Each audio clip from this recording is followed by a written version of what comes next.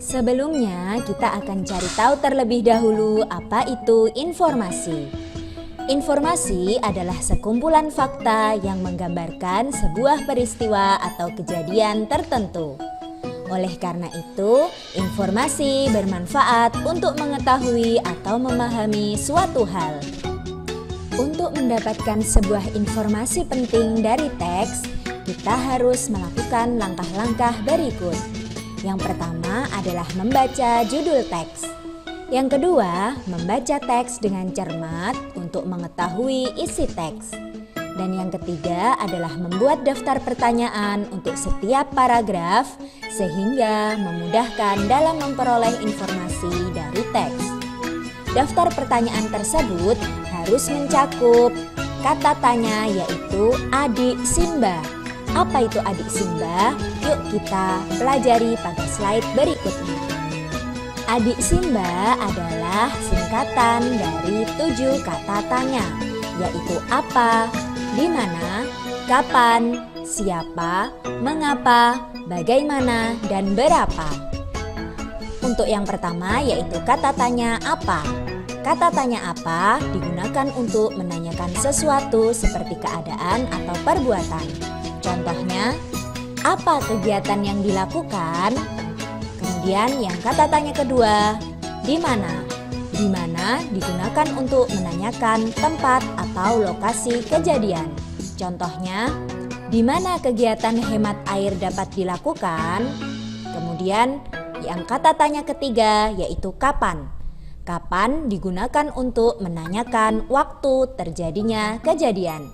Contohnya, kapan kita harus menghemat air? Kata tanya berikutnya yaitu siapa. Siapa digunakan untuk menanyakan pelaku suatu kejadian. Contohnya, siapa yang harus menghemat air?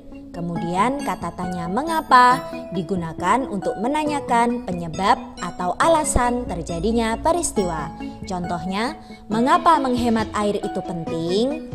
Kemudian kata tanya bagaimana digunakan untuk menanyakan cara, keadaan, atau proses peristiwa dapat terjadi. Contohnya, bagaimana cara menghemat air? Kemudian kata tanya yang terakhir yaitu berapa. Berapa digunakan untuk menanyakan banyak atau jumlah benda. Contohnya, berapa biaya penggunaan air di rumah Bapak? Nah, 7 kata tanya ini digunakan untuk memudahkan kita menemukan informasi penting dari teks.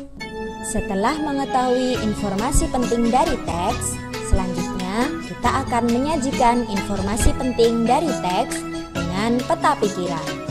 Peta pikiran adalah sebuah diagram yang digunakan untuk menyajikan informasi yang diperoleh dari teks. Cara membuat peta pikiran adalah dengan menggunakan 7 kata tanya yang telah kita pelajari tadi, yaitu apa, di mana, kapan, siapa, mengapa, bagaimana, dan berapa.